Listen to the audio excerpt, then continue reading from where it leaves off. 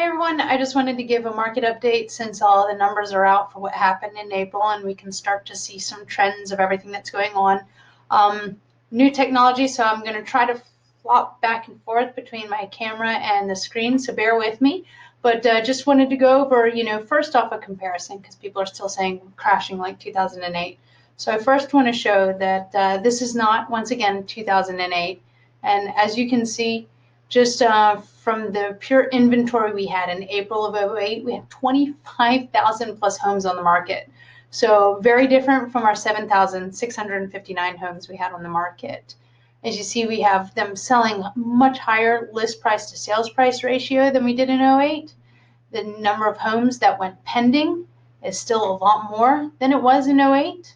And I mean, the interest rate's obviously way down and our days on market is just a lot lower.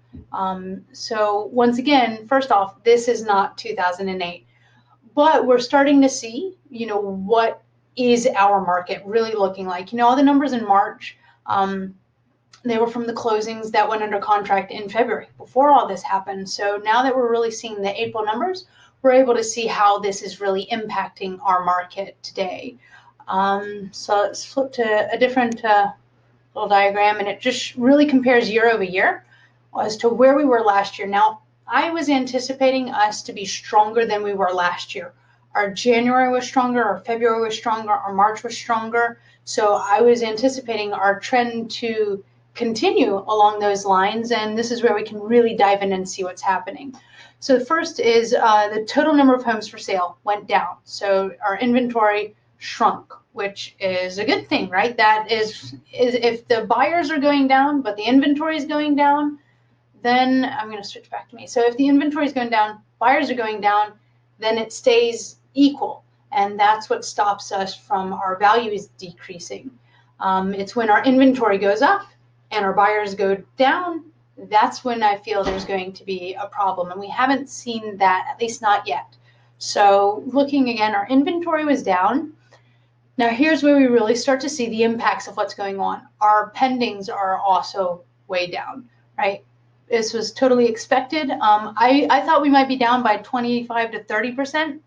It shows the number of pending homes from last year's 19 April to this year's from 5771 to 3679. So we definitely took a bit of a dip as far as the pendings go, so down 36.24%.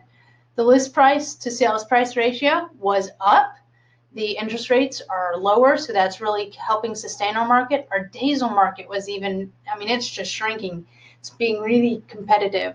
Now here's where we're really starting to see the numbers and what has actually sold. So in April of 19, we had 3,329 homes that closed.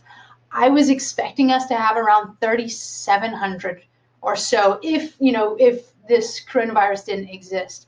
So same numbers, just in the wrong order, 2392. So we took a 28% dip in the number of sales that we had. But that was to be expected, right? This is the first indications of what's happened to the buyers. I think next month, we might start to see it level out, kind of stay lower, but not continue to decline.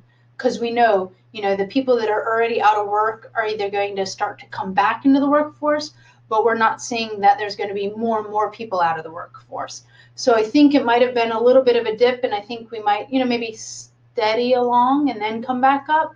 Time will really tell. But what's also really interesting, and I didn't show it in the graphic that we did, was that our prices actually went up. So from March to April, we actually saw an increase in our median price point. So the values are still staying steady.